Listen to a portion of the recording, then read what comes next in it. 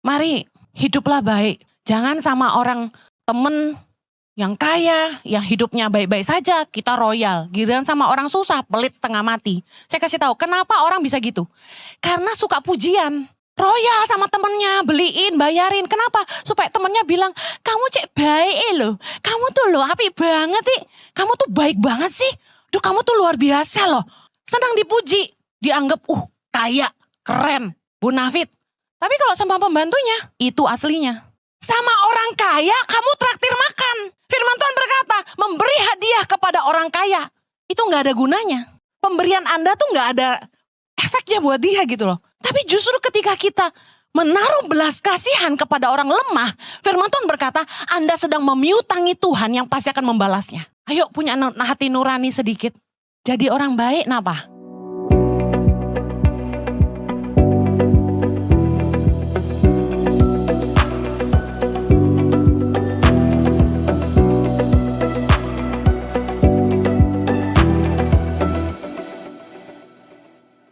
Oke, Filipi 4 ayat yang kelima berkata, sama-sama baca, hendaklah kebaikan hatimu diketahui semua orang, Tuhan sudah dekat. Tidak dapat dipungkiri bahwa kekristenan itu identik dengan kebaikan, katakan amin. Orang di masyarakat, orang dunia itu punya ekspektasi yang tinggi sama orang Kristen. Sadar gak sadar, kita itu dituntut lebih. Makanya ada perkataan yang orang sering ngomong gini, orang Kristen kok kayak gitu. Pernah dengar? Kita seperti dihakimi karena kita orang Kristen gitu. Nah, kenapa? Ini sebenarnya sesuatu yang luar biasa, bahwa dunia mengakui bahwa di dalam kekristenan ada kebaikan. Katakan amin. Orang percaya bahwa kalau orang Kristen pasti baik. Katakan amin. Pertanyaannya, apakah orang Kristen masih baik? Yesus adalah sosok kebaikan. Kisah Rasul 10 ayat 38, yaitu tentang Yesus dari Nazaret. Bagaimana Allah mengurapi dia dengan Roh Kudus dan kuat kuasa. Dia yang berjalan berkeliling sambil berbuat baik dan menyembuhkan semua orang yang dikuasai iblis, sebab Allah menyertai dia. Yesus kita yang luar biasa adalah seorang yang sangat baik. Waktu hidup di dunia, Yesus itu sebuah sosok kebaikan bagi dunia. Mana ada orang yang sebaik itu, gak menghakimi orang, sama pemungut cukai dia bergaul, orang berdosa dia bergaul. Zaman sekarang mungkin gak banyak ya hamba Tuhan yang seperti Yesus, betul gak? Yang mau bergaul sama orang yang dianggap sampah masyarakat, bahasanya gitu kan ya. Makanya waktu Tuhan mempercayakan gereja ICI, saya di awal sudah ngomong, saya pengen gereja ICI ini punya budaya tidak menghakimi. Saya pengen orang-orang yang ngerasa ditolak di gereja lain, ditolak di mana-mana, datang aja ke sini. Bahkan gak mesti Kristen kemari. Saya sangat bersyukur ternyata 30% jemaat ICI itu Katolik. Dan saya maunya orang itu boleh datang ke gereja tanpa lihat agama. Yang penting mereka tujuannya satu, pengen memuji menyembah Tuhan dan pengen dengar firman Tuhan. Amin. Karena kekristenan gak pernah bicara soal agama. Saya sekolah Alkitab sampai master teologi ya, saya gak temukan Yesus itu membuat satu aliran agama yang baru selain agama Yahudi. Yesus gak bikin, kalau dikatakan Yesus ke rumah ibadat, itu ibadat rumah orang Yahudi. Bukan agama baru. Yesus gak pernah bikin agama. Jadi sebenarnya kita mau Kristen mau Katolik, kita saudara di dalam Kristus. Katakan amin. Nah, saya ingin kita punya budaya seperti Yesus. Dikenal baik. Apakah Anda dikenal baik sama orang-orang di sekitarmu? Tahukah Anda bahwa semua yang lahir dari Allah, kata firman Tuhan, itu berbuahkan kebaikan. 3 Yohanes 1 ayat 11, kita baca sama-sama. Saudaraku yang kekasih, janganlah meniru yang jahat, melainkan yang baik. Barang siapa berbuat baik, ia berasal dari Allah. Tetapi barang siapa berbuat jahat, ia tidak pernah melihat Allah. Jadi kalau ada orang yang ngaku kenal Tuhan, tapi jahat sama sesamanya, Berarti dia sebenarnya nggak kenal Tuhan, karena orang yang mengenal Allah pasti baik. Karena takut akan Tuhan ada di dalam hatinya. Apa sih sebenarnya takut akan Tuhan? Takut akan Tuhan tuh gini loh. Waktu kita mau bikin keputusan, kita pertimbangkan kira-kira Tuhan berkenan nggak ya? Kira-kira keputusan kita ini sesuai dengan kebenaran firman nggak ya? Itu takut akan Tuhan. Sekalipun orang jahat sama saudara, jujur aja, kalau kita disakiti orang secara daging, kita pasti marah. Setuju?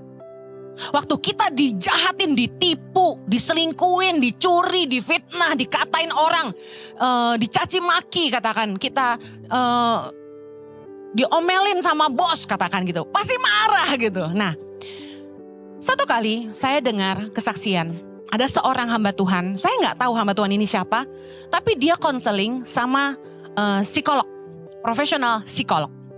Kenapa seorang hamba Tuhan bisa cari psikolog? Karena hamba Tuhan juga manusia. Nah, apa yang terjadi?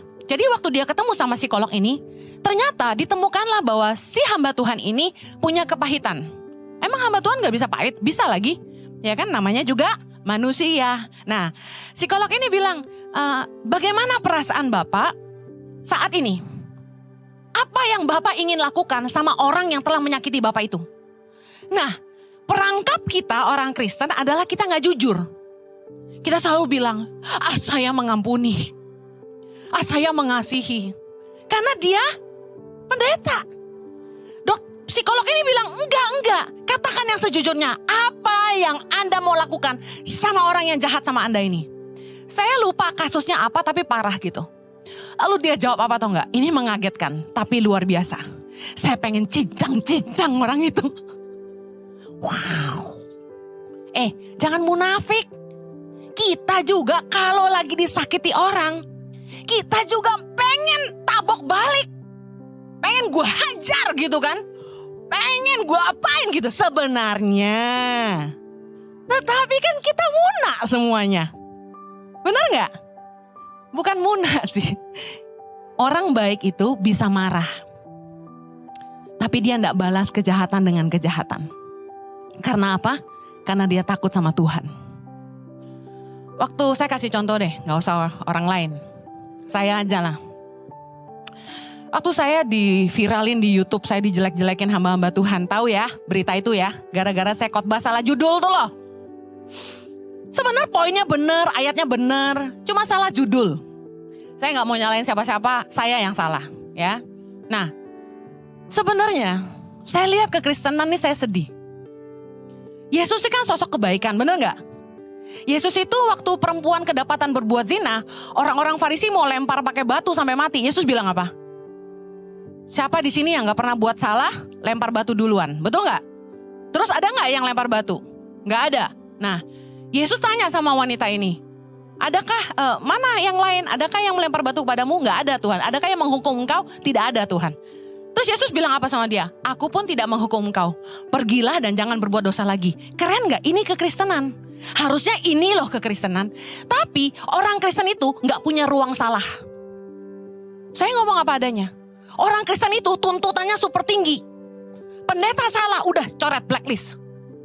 Saya bikin salah satu kali deh, pasti sepi gereja. Bener. Karena apa? Orang Kristen itu kejam sekali penghakimannya. Lebih kejam dari Yesus. Yesus saja tidak menghukum, tapi orang Kristen suka menghukum. Tidak punya ruang salah sama sekali buat orang. Bayangin, saya cuma salah ngomong. Udah langsung dicaci maki. Wah, seminarnya keren-keren ya kan. Foto saya dipampang di YouTube orang banyak. Ya kan, viral yang nonton banyak. Saya sedih banget.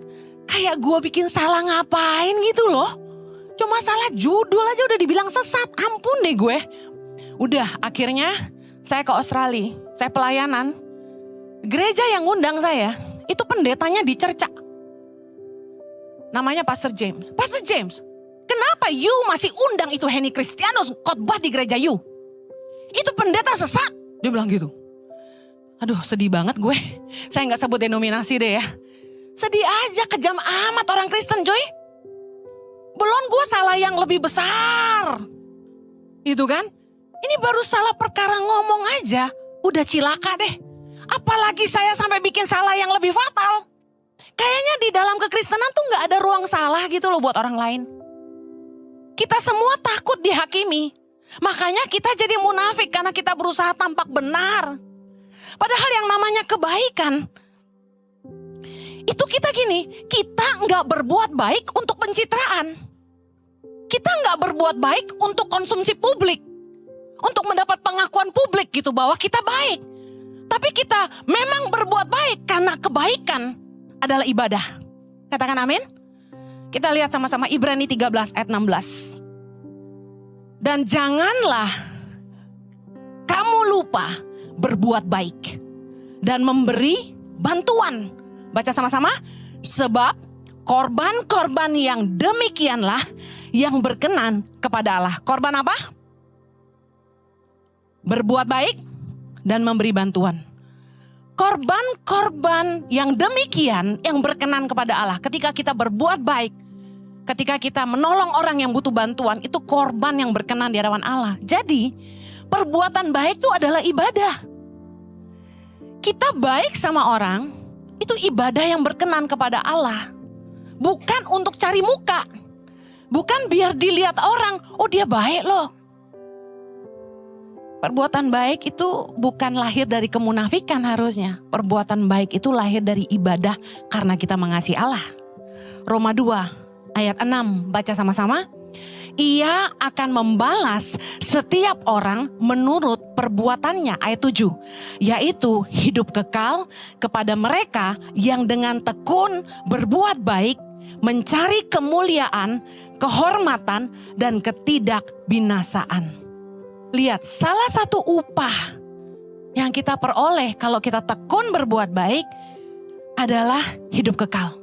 Berarti perbuatan baik adalah amal ibadah. Yang setuju katakan amin. Nah, saya ingin bahas 3 hal tentang orang yang hidupnya berbuah kebaikan. Yang pertama, orang yang berbuah roh kebaikan itu karakter dan karyanya baik. Matius 7 ayat 17.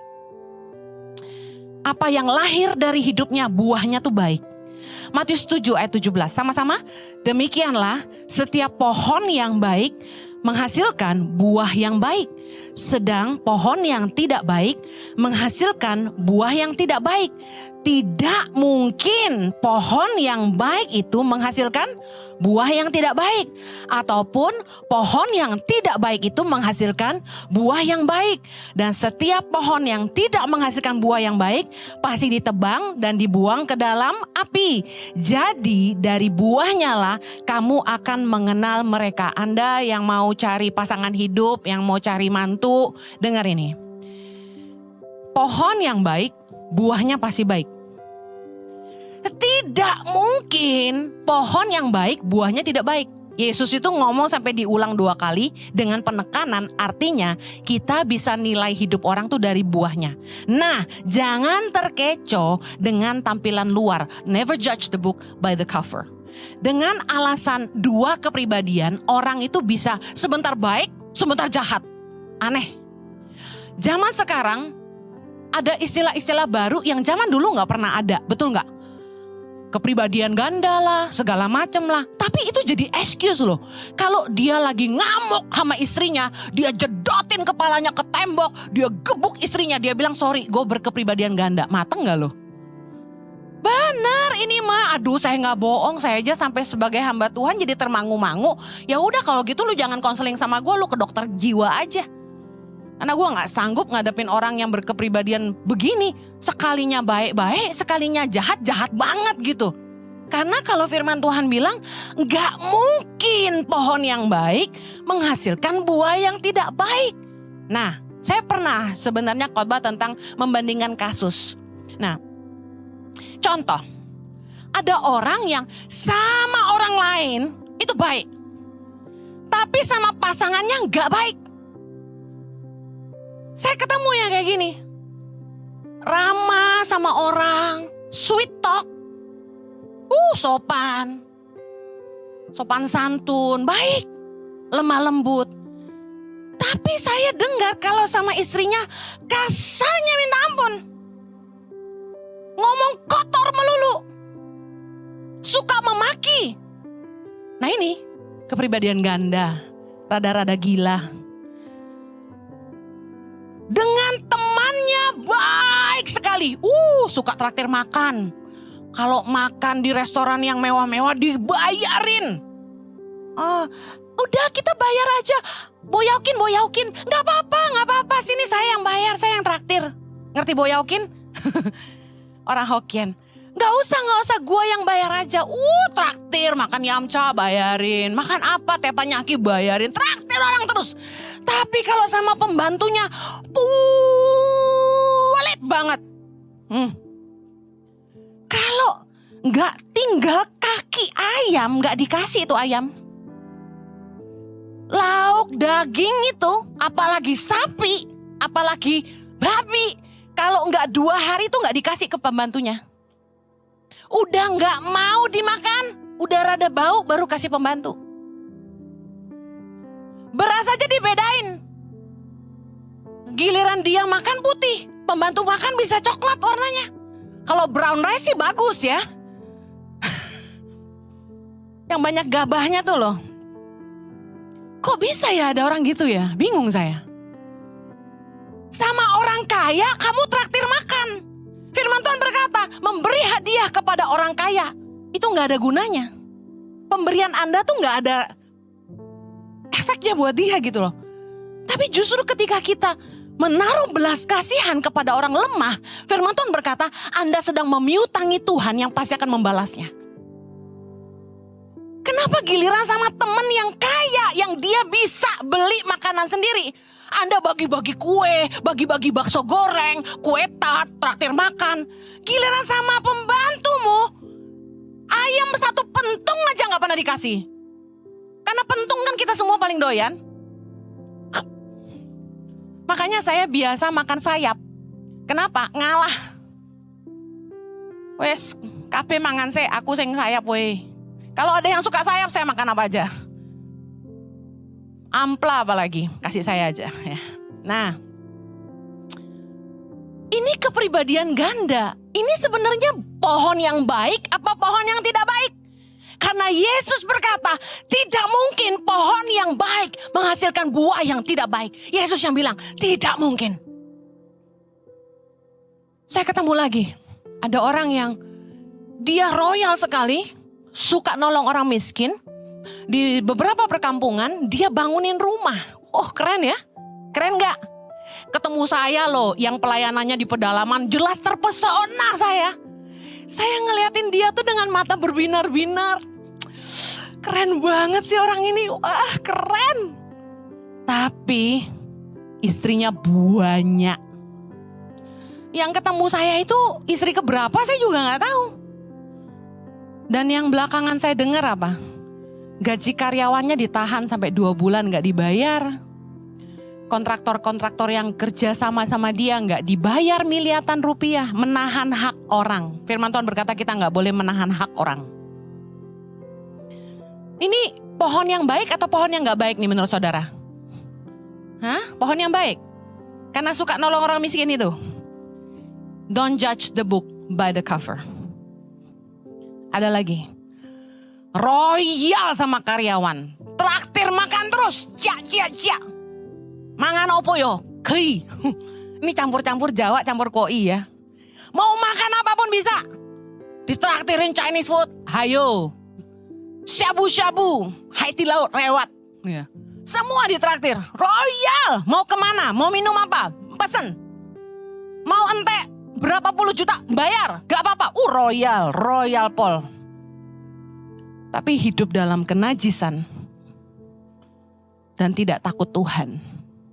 Kenapa dia royal sama pegawainya? Coba tebak. Supaya duwe konco. Supaya punya temen. Bareng-bareng bikin dosa gitu loh. Jadi kita harus kenal orang itu. Baik-baik. Jangan terperangkap kulit luarnya aja. Kelihatan baik. Udah paling benar lihat pertimbangan hatinya. Kalau dia cenderung selalu mengambil keputusan yang berlawanan sama kebenaran, dia selalu ngambil keputusan yang gak baik, yang gak kudus, hobinya dunia malam, selalu mau ngambil bisnis yang gak halal, That's it. Orang ini gak takut Tuhan. Siapa sih yang gak doyan duit, tapi cinta uang itu akar segala kejahatan. Kita butuh duit, tapi kita gak boleh cinta duit. Bedanya cinta sama butuh apa? Kita butuh duit, makanya kita kerja. Tapi orang yang cinta duit, kerja sampai gak kenal waktu. Gak punya waktu buat keluarga. Kejam sama pelanggan, kejam sama pegawai.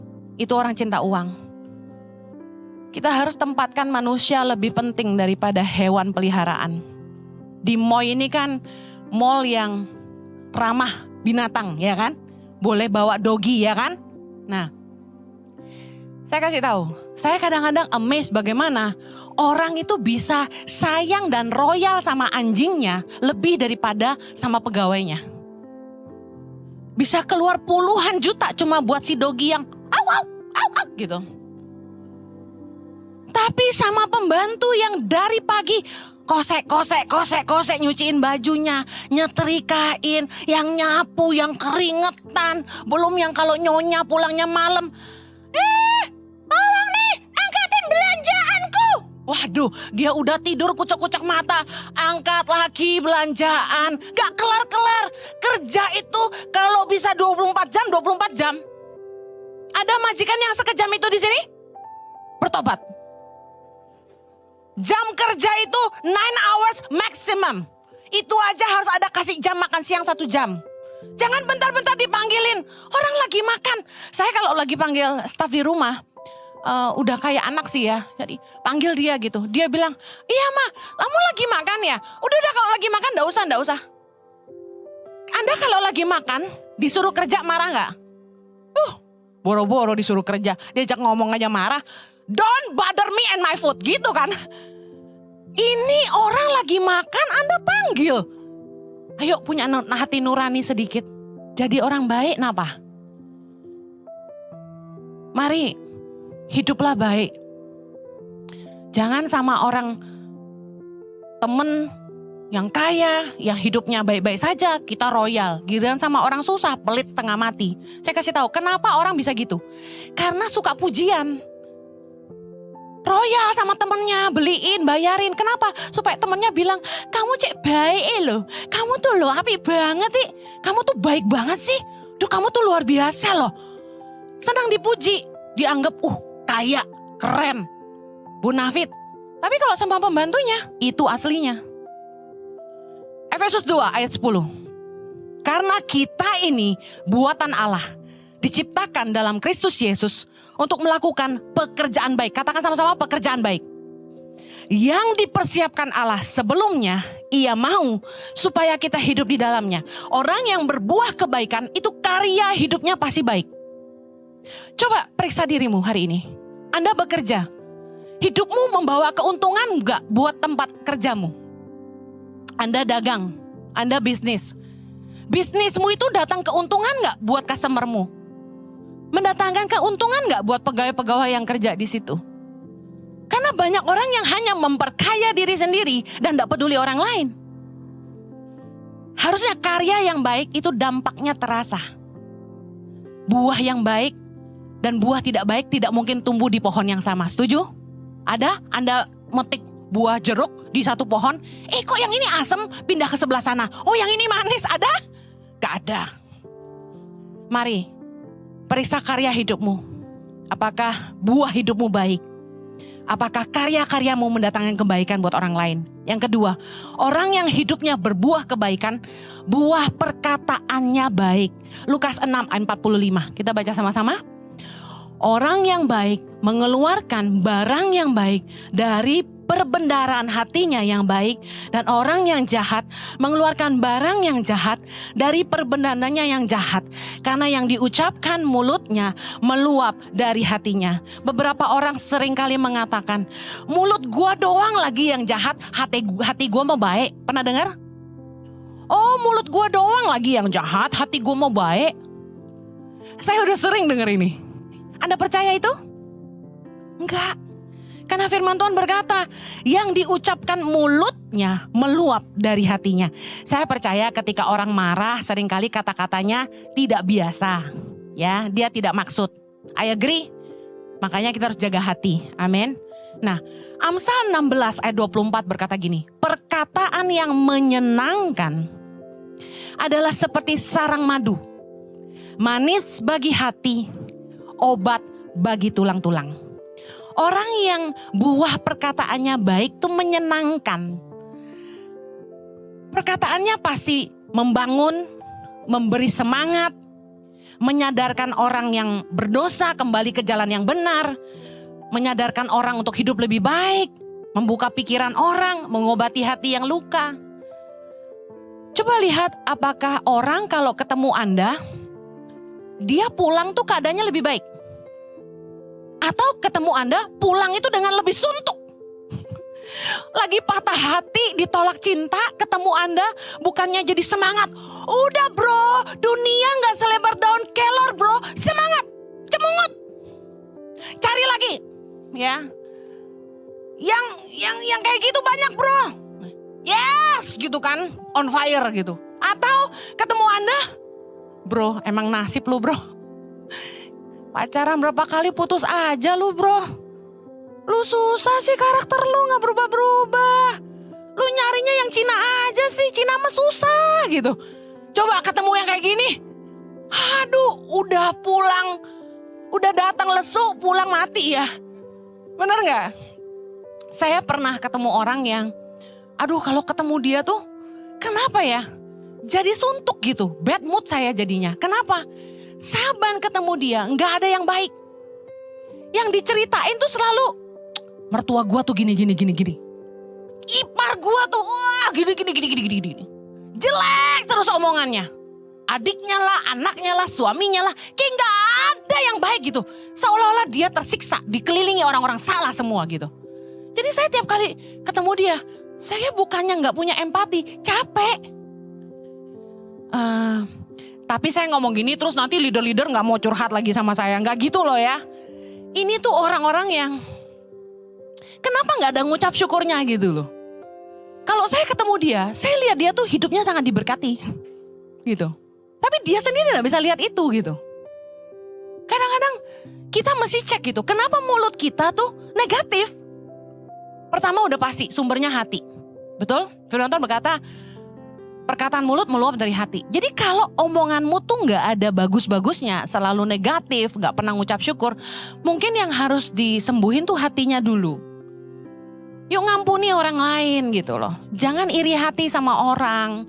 Jangan dendam sama orang. Jangan simpan sakit hati. Biasanya kalau istri yang sakit hati sama suaminya, itu pasti mulutnya pahit banget. Serius. Jadi coba ngampuni pasanganmu. Ampuni mertuamu. Ampuni orang-orang yang bersalah sama kamu. Karena hati kita ini, kata firman Tuhan, sumber kehidupan. Kalau hatimu baik, hidupmu baik. Amen. Hidup kita tuh ditentukan sama perkataan kita loh. Firman Tuhan katakan. Mari coba belajar ngampuni. Punya hati yang besar. Jangan suka iri hati sama orang. Legowo gitu loh. Ada yang pernah nanya gini sama saya. Pastor Henny, itu khotbahnya Pastor Henny di-upload loh di YouTube-nya orang gitu kan. Itu kan ada uangnya. TikTok itu juga ada uangnya. Lah saya gak pernah dapat duit dari TikTok sama sekali. Saya gak ngerti. Saya bilang gak apa-apa. Karena freely receive, freely give. Saya kan dapat hikmat ini dari Tuhan secara cuma-cuma. Saya bagikan dengan cuma-cuma gak pakai tarif kan. Jadi kalau ada orang yang upload di YouTube mereka, di TikTok mereka, it's okay lah. Gak perlu bayar. Free. Bukankah Injil harus diberitakan sampai ke ujung bumi? Saya senang. Semakin banyak yang upload, bukannya saya makin tenar, tapi kan firman Tuhan diberitakan. Saya dengar banyak kesaksian dari orang-orang yang nonton TikTok, hidup mereka dipulihkan. Mereka jadi kenal Tuhan. Mereka mau dibaptis. Tiap bulan kami baptis jiwa-jiwa. Ada orang-orang yang diberkati dengan TikTok yang kita anggap sepele gitu. Tapi luar biasa cara Tuhan bekerja, bukan?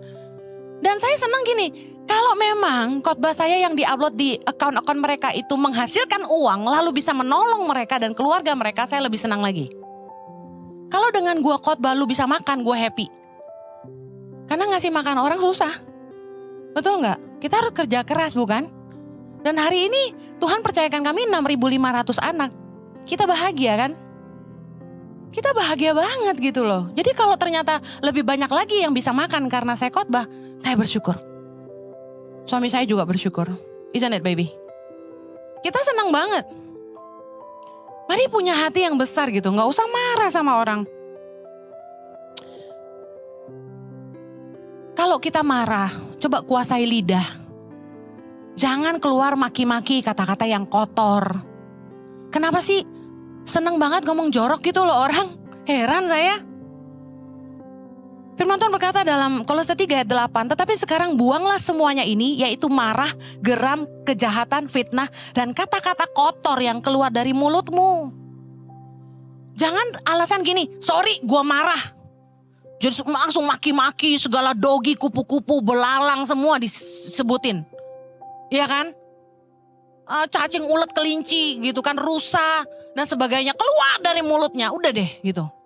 Pasangannya dimaki, anaknya dimaki, pegawainya dimaki, bilang orang bodoh lah, stupidity lah, bla bla bla lah. Jangan dong.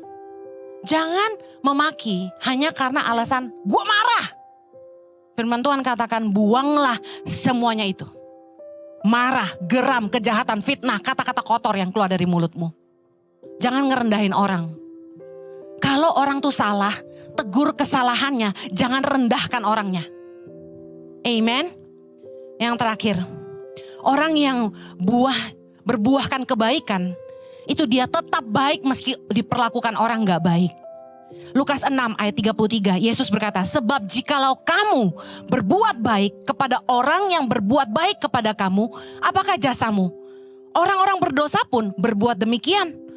Ayat 35 sama-sama. Tetapi kamu kasihilah musuhmu dan berbuatlah baik kepada mereka. Dan pinjamkan dengan tidak mengharapkan balasan. Maka upahmu akan besar dan kamu akan menjadi anak-anak Allah yang maha tinggi. Sebab ia baik terhadap orang-orang yang tidak tahu berterima kasih dan terhadap orang-orang jahat. Baik sama orang yang baik itu biasa. Orang jahat juga bisa. Amin. Baik sama orang selama mereka masih menguntungkan kita, itu biasa. Orang jahat juga bisa. Baik sama orang yang bisa bantu kita, itu biasa. Orang jahat juga bisa. Tapi tetap baik sama orang yang nyusahin kita, itu luar biasa. Mari belajar dari Tuhan. Bukankah kita sendiri suka gak tahu berterima kasih? Gak ngucap syukur? Udah punya suami yang baik aja masih ngeluh. Kayak saya ya dulu. Gak ngucap syukur. Udah ganteng, baik lagi, ya kan? Kita kan sering gitu sama Tuhan. Gak tahu terima kasih. Tapi Tuhan tetap mengasihi kita, tetap ngampunin kita. Mari berbuat baik juga sama orang yang gak baik sama kamu. Saya tadi bilang, kalau orang tuh aslinya baik, meskipun orang jahat sama dia gak balas dengan kejahatan. Karena dia takut akan Tuhan. Meskipun dia mau balas dengan kejahatan, bukan gak mau. Sebenarnya mau banget aslinya kita. Kalau udah marah, kita juga pengen bales sebenarnya. Kemarin waktu saya dijelek-jelekin, itu sempat terpikirkan, gua su nih pencemaran nama baik. Kayak gitu kan secara emosi. Tetapi sekali lagi, kasih itu menutupi banyak pelanggaran kan. Saya bilang, sudahlah. Saya ditantang, ayo pendeta Henny, jawab saya, gitu-gituin saya di YouTube kan. Gemes gue, gak gue tonton videonya. Cuma saya lihat, kenapa foto gue ada terus di YouTube dia, rese gitu kan. Bayar lu foto gue. Khotbahnya gratis, foto bayar gitu ya. Roma 12 ayat 17. Janganlah membalas kejahatan dengan kejahatan. Lakukanlah apa yang baik bagi semua orang. Ayat 21. Janganlah kamu kalah terhadap kejahatan. Tetapi kalahkanlah kejahatan dengan kebaikan. Ingat, hidup ini tabur tuai. Roma 2 ayat 6 tadi berkata, ia akan membalas setiap orang menurut perbuatannya. Kebaikan yang kita tabur itu akan jadi benih. Yang satu hari kita pasti tuai, katakan amin. Demikian juga dengan kejahatan. Amsal 17 ayat 13 berkata, siapa membalas kebaikan dengan kejahatan, kejahatan tidak akan menghindar dari rumahnya. Wow, ngeri. Ingat, Kebaikan yang kita tabur adalah benih yang suatu hari kita akan tuai. Demikian juga dengan kejahatan kita. Mari jangan balas kejahatan dengan kejahatan. Kalau Anda hari ini dijahatin orang, saya mau kasih ayat ini buat Anda. Amsal 20 ayat 22. Janganlah engkau berkata, aku akan membalas kejahatan. Nantikanlah Tuhan, Ia akan menyelamatkan engkau. Yuk, pejamkan matamu.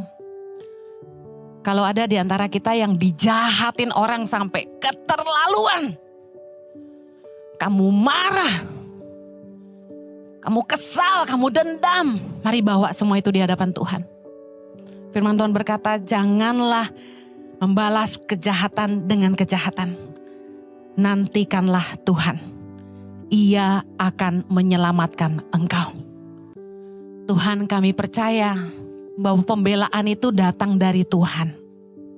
Tuhanlah pembela kami yang hidup. Orang-orang yang jahat sama kami, orang-orang yang mau mencelakakan kami, yang mau menghalangi kami, yang mau merusak nama baik kami. Tuhan, mereka bukan berhadapan dengan kami, tapi mereka berhadapan dengan pembela kami yang hidup. Yesus Kristus Tuhan. Allah kami yang hidup. Tuhan yang tidak tidur, tidak pernah terlelap. Penjaga kami yang setia. Kami mau mengangkat tangan kami menyerah kepadamu. Engkaulah sumber pertolongan kami. Engkaulah pertolongan kami Tuhan. Yuk angkat tanganmu di depan Tuhan, bilang engkaulah sumber pertolongan kami. Kami percaya engkau pembela kami Tuhan. Engkaulah yang akan menyelamatkan kami. Tolong kami Tuhan. Orang-orang yang berniat jahat sama kami percaya Tuhan sanggup mengubahnya untuk mendatangkan kebaikan buat kami. Tuhan sanggup mengubah niat jahat orang menjadi kebaikan bagi kami. Tuhan sanggup menggagalkan niat jahat orang dan mengubahnya jadi kebaikan. Di dalam nama Yesus. Di dalam nama Yesus. Yang percaya bahwa Tuhan sanggup menyelamatkanmu, katakan amin.